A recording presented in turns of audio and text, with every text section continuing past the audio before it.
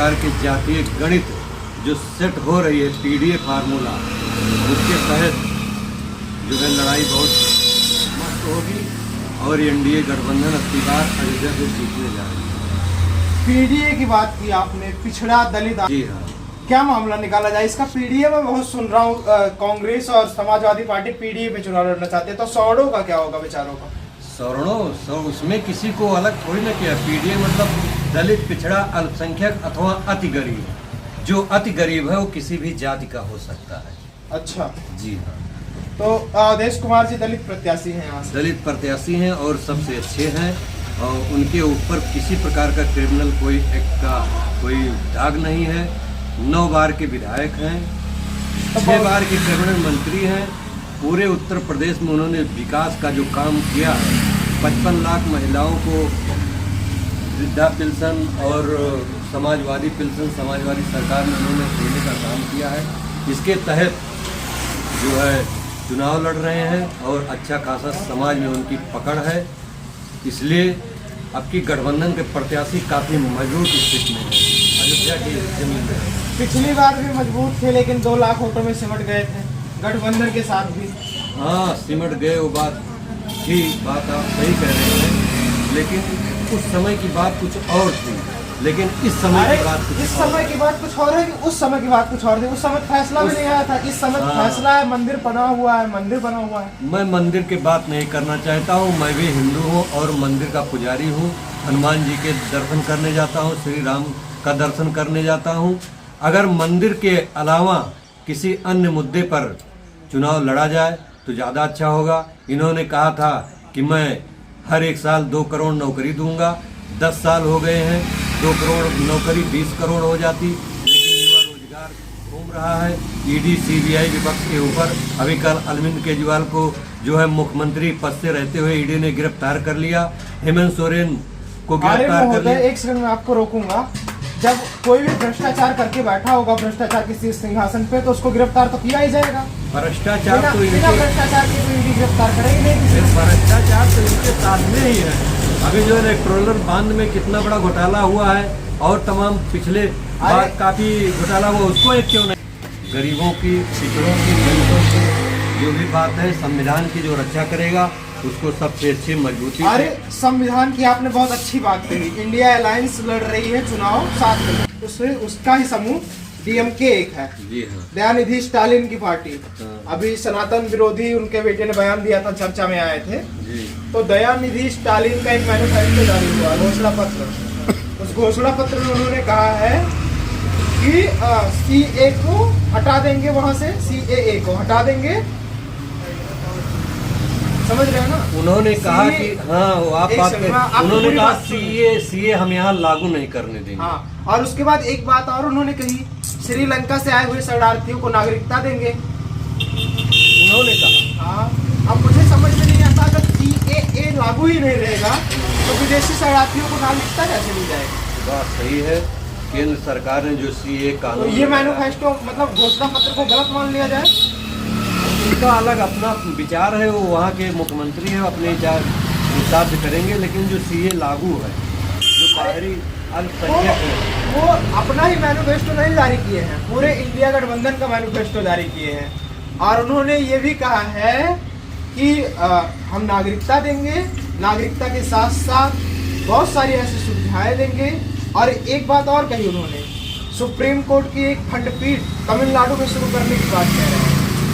Supreme court की एक खंडपीठ घोषणा पत्र में शामिल कर दिया है और सुप्रीम कोर्ट से राय नहीं ली। क्या मानेंगे इसको? सुप्रीम कोर्ट की खंडपीठ तभी लागू हो सकता है जब राष्ट्रपति वहाँ के अनुमोदित है। राष्ट्रपति और केंद्र सरकार के सुझाव से ये काम नहीं होता। जब मैंने घोषणा पत्र पढ़ा तो मुझे भी ऐसा लगा, लेकिन मुझे नहीं लगता कि कोई सुझाव लिया गया। तो कैसे संभव है ये सुप्रीम कोर्ट की वहाँ खंडपीठ? संभव तभी होगा जब सरकार बदलेगी और उनकी सरकार आएगी, तभी वो कई ऐसे काम होते हैं जो सरकार बनने पर हो जाता है और उसी अनुसार वो भी करना चाहते हैं। और एक असंभव काम उन्होंने कहा, उसमें ये था 65 रुपया डीजल का रेट, 75 रुपया पेट्रोल का रेट, एलपीजी सिलेंडर का रेट 500 रुपये। लेकिन एक मिनट, आपको मैं रोक रहा हूँ, अभी भी उनके पास वहाँ की गवर्नमेंट है, अभी वो टैक्स ना लें तो ये सेम रेट पे वो दे सकते हैं। दे सकते हैं। तो अभी क्यों नहीं दे रहे हैं, सरकार बनने के बाद ही क्यों देंगे? ये तो बात आपने सही कही।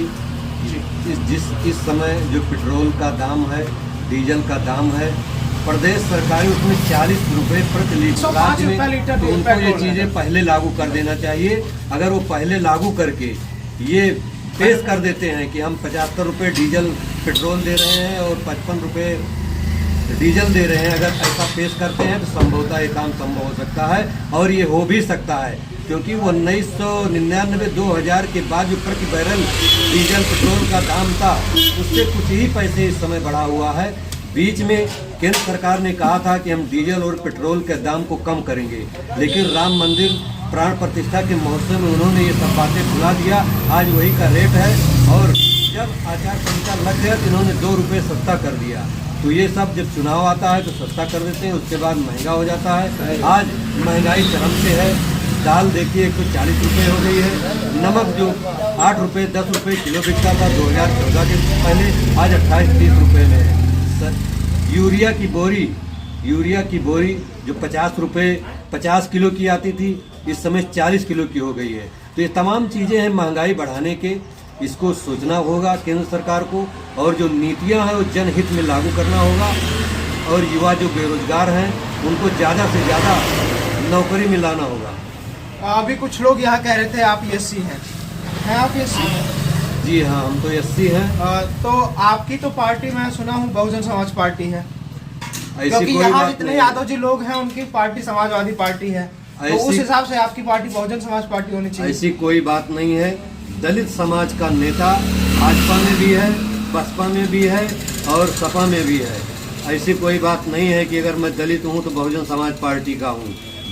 आज दलित राष्ट्रपति है, दलित राज्यसभा में है, दलित राज्यपाल है, तो ऐसे कहने की क्या बात है कि हम जो है बहुजनवादी हैं। हम बहुजनवादी नहीं हैं। अच्छा, आपने कहा कि ऐसे नेता को वोट देंगे जो नेता करप्ट नहीं होगा, जिसके ऊपर कोई भी केस नहीं होगा। तो आपकी पार्टी ने, यानी कि दलितों की सबसे बड़ी पार्टी जो मानी जाती है बहुजन समाज पार्टी, आपकी पार्टी तो नहीं कह सकता, दलितों की सबसे बड़ी पार्टी बहुजन समाज पार्टी ने अपना प्रत्याशी यहाँ घोषित कर दिया है, सच्चिदानंद पांडे उर्फ सचिन। एक भी केस नहीं है, एकदम ताक पात साफ नेता है। क्या माना जाए? बहुत बेदाक्षर के हैं, बहुत अच्छे हैं, वो भी अच्छी लड़ाई लड़ेंगे। और क्या लड़ाई लड़ेंगे? लड़ाई में है कुछ यहाँ अयोध्या में? बहुत, उनको दलितों का वोट मिलेगा, उनको ब्राह्मणों का वोट मिलेगा। और अगर यही समीकरण पहले गठबंधन के तहत आए होते सच्चिदानंद पांडे जी, तो उनकी जीत यहाँ से सुनिश्चित थी, कोई उनको रोक नहीं सकता। लेकिन फिलहाल मायावती बहन जी ने जो भी फैसला लिया है अच्छा लिया है और यहाँ पे आए हैं, अयोध्या की धरती पर आए हैं। उनका बहुत बहुत स्वागत, वंदन और अभिनंदन है। और मैं कहता हूँ कि ऐसे ईमानदार युवा प्रत्याशी को सबको सपोर्ट करना चाहिए।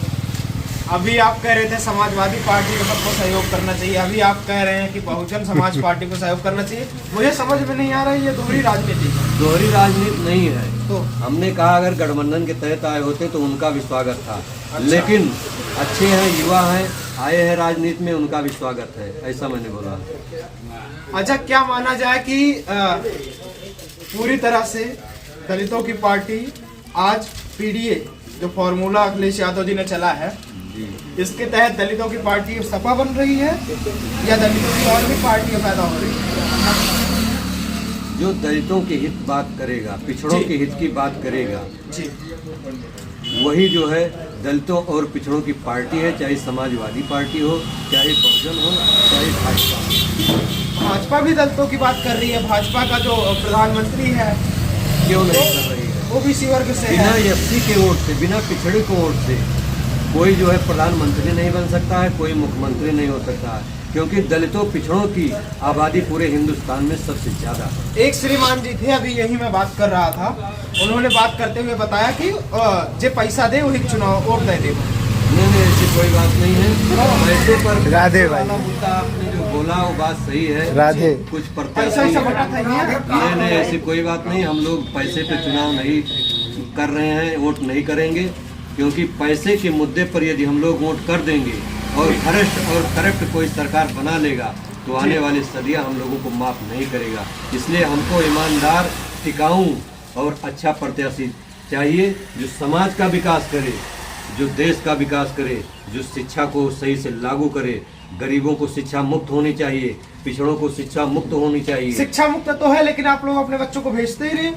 ऐसी क्या बात है? और भेजते हैं तो जाके चेकिंग नहीं करते, प्रधानाध्यापक क्या कर रहा है, क्या खिचड़ी खिला रहा है प्राइवेट स्कूलों में बच्चों को। उसको सरकार को चाहिए ना, सरकार गवर्नमेंट उनको तनख्वाह दे रही है, 1 अरे लाख रुपए, गवर्नमेंट की 70,000 गारंटी रुपए, है। तो उनको चेक करना चाहिए ना कि हम जिस टीचर को इतना वेतन दे रहे हैं वो स्कूल में कर क्या रहा, मोबाइल चला रहा है, बच्चों को पढ़ा रहा है। आप अपने बच्चों को वहाँ भेज रहे हैं, आपको भी, आपकी तो भी कुछ दायित्व बनते हैं, उन दायित्व का निर्वहन कहाँ करें। गए थे? सुनिए, ये काल गए रहे हैं। जब सरकार का कोई बड़ा प्रतिनिधित्व करने वाला नेता, सांसद, विधायक यदि एक स्कूल में महीने में 15 दिन में, हफ्ते में एक ही स्कूल का भ्रमण करे तो पूरे जिले की स्थिति बदलने शुरू हो जाएगी। क्योंकि गांव का छोटा आदमी ये वो नेता करेगा ना जिसके पास स्कूल नहीं होगा। ऐसा नेता थोड़ी कर पाएगा जो 100 स्कूल खोल के बैठा, शिक्षा माफिया है। वो बात आपकी सही है। तो आप लोग नेता तो उसी को चुनते हैं जो शिक्षा माफिया होगा। नहीं, हम जो लोग माफिया होगा उसी को किसी चुनेंगे। माफिया को नहीं चुनेंगे, हम लोग ईमानदार और अच्छे प्रत्याशी को चुनेंगे। बाहुबलियों को चुनते हैं आप लोग। बाहुबली हमारे यहाँ से, हमारे अयोध्या विधानसभा से कोई बाहुबली आज तक नहीं जीता हुआ है। तेज नारायण पांडे जी क्या थे, बाहुबली नहीं थे? नहीं, कौन से बाहुबली थे यार? तेज नारायण पांडे स्वच्छ और ईमानदार छक्के थे। अच्छा, उनके ऊपर किसी प्रकार का क्रिमिनल कभी कोई केस है ही नहीं, कोई मुकदमा भी नहीं है।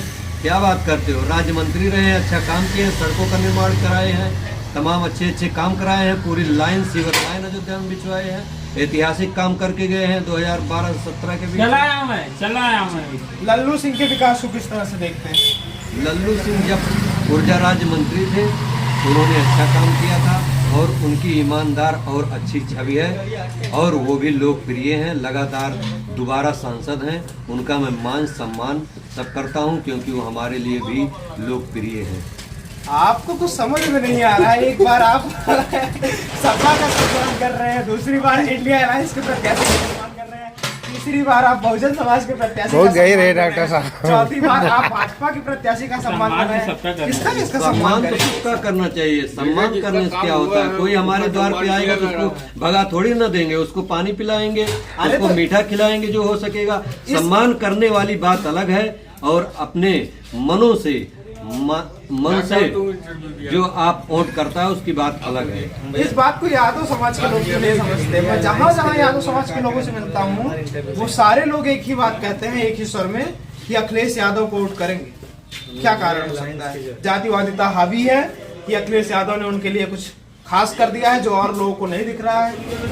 खास नहीं किए हैं, लेकिन उनके जाति और बिरादरी का कोई अगर मुख्यमंत्री किसी जात और बिरादरी का बन जाता है तो उनको भी अच्छा लगता है और वो लोग अपने समाज के लोकप्रिय नेता अखिलेश यादव को मानते हैं, इसलिए उनका सपोर्ट करते हैं। अच्छा, जातिवादिता देखकर अगर वोट किया जाएगा तो मुझे नहीं लगता कि कोई जाति अपने मुख्यमंत्री प्रधानमंत्री बना पाएगी। तो माना क्या जाए, यहाँ अयोध्या में किसकी सरकार बन रही है? इंडिया अलायंस की या भारतीय जनता पार्टी की या बहुजन समाज पार्टी? वो तो आने वाला वक्त बताएगा। अब सब लोग चुनाव में है, मैदान में है। प्रत्याशी कौन सा बल है? प्रत्याशी मजबूत कौन से? प्रत्याशी हमारे यहाँ दोनों मजबूत हैं। दोनों 3 प्रत्याशी लड़े हैं तो 3 बता रहे हैं, 3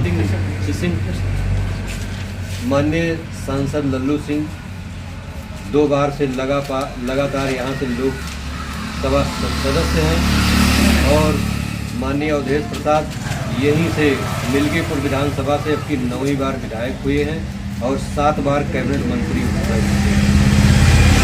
सचिदानंद पांडे जो यहाँ पे आए हुए हैं इस समय जो है अकबरपुर से हैं, तो नए कैंडिडेट हैं, लेकिन उनको भी जो बहुजनवादी नेता हैं, जो बहुजन के नेता हैं, कैडर वाले जो लोग हैं, तो उनकी वजह से उनको कुछ मजबूती जरूर मिलेगी। क्या माना जाए, जीत से बहुत दूर होंगे सच्चिदानंद? जीत क्या, अब अगर इंडिया अलायंस से होते तो अलग बात होती।